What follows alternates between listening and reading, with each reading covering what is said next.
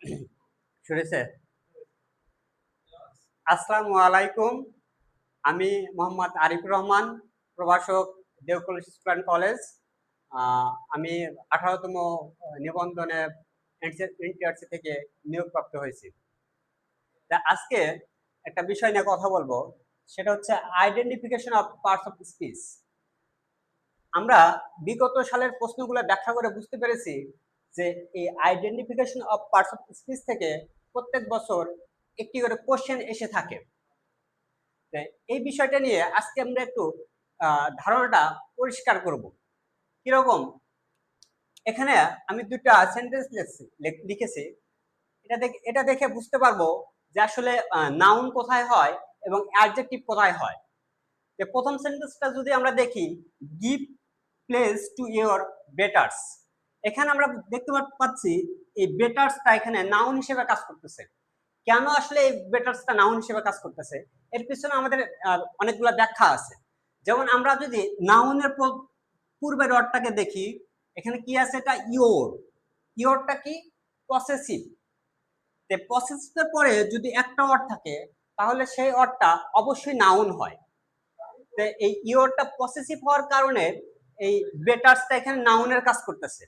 Noun noun আরো কিছু কিছু বিষয়ে কিছু কিছু জায়গাতে বসে থাকে। যেমন নাউনের অবস্থান কোথায়, আমরা এখানে দেখতেছি পসেসিভের পরে পসেসিভ প্লাস নাউন হয়, আবার possessive plus adjective plus noun হয়, আবার আর্টিকেল প্লাস নাউন, আবার article plus adjective plus noun. তো এখানে আমরা চারটে জায়গা দেখলাম যে পসেসিভের পরে যদি একটা ওয়ার্ড থাকে তাহলে ওই ওয়ার্ডটা অবশ্যই নাউন হবে। আবার পসেসিভের পরে যদি দুইটা ওয়ার্ড থাকে তাহলে প্রথম ওয়ার্ডটা অ্যাডজেক্টিভ, দ্বিতীয় ওয়ার্ডটা নাউন হবে। আবার এখানে দেখা যাচ্ছে আর্টিকেলের পরে একটা ওয়ার্ড থাকলে নাউন হবে, আবার আর্টিকেলের পরে দুইটা ওয়ার্ড থাকলে প্রথমটা অ্যাডজেক্টিভ, পরেরটা নাউন হবে। তো এরকম ভাবে আমরা যদি আর্টিকেলের এখানে যদি প্রিপজিশন দিই, প্রিপজিশনের পরে যদি একটা ওয়ার্ড থাকে তাহলে নাউন হবে। আবার প্রিপজিশনের পরে যদি দুটো ওয়ার্ড থাকে তাহলে প্রথমটা অ্যাডজেক্টিভ, পরেরটা নাউন হবে।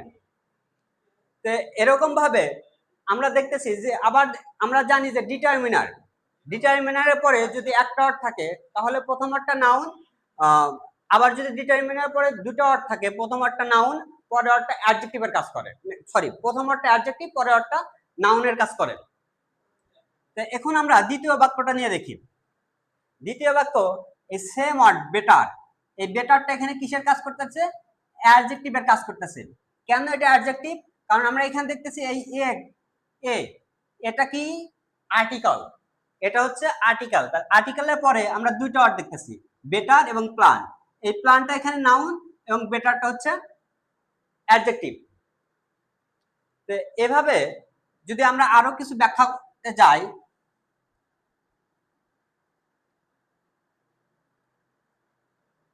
যে এখানে মডিফিকেশনে মডিফায়ার্স একটা বিষয় আছে, যে কে কাকে মডিফাই করলো এটার উপর ভিত্তি করেও আমরা পার্টস অফ স্পিচ নির্ণয় করতে পারবো।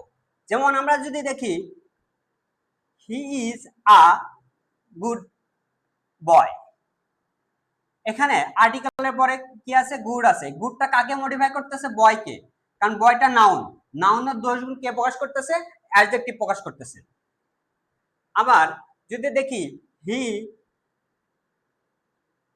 রানস কুইকলি, এখানে এই কুইকলিটা হচ্ছে adverb.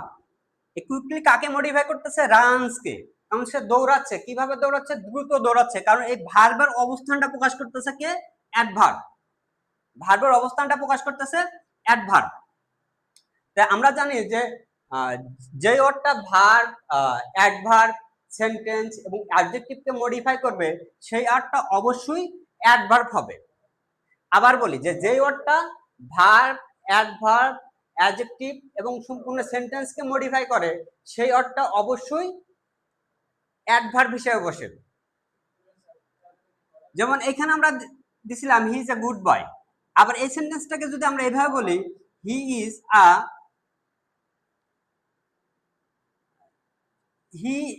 he is a very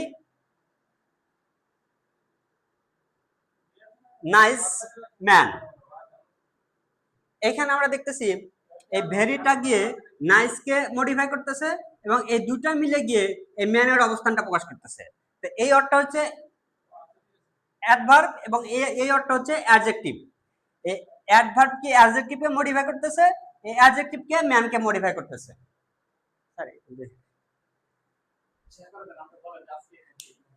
হ্যাঁ, আজকের মতো এ পর্যন্ত আমি শেষ করে দিচ্ছি। আসসালামু আলাইকুম।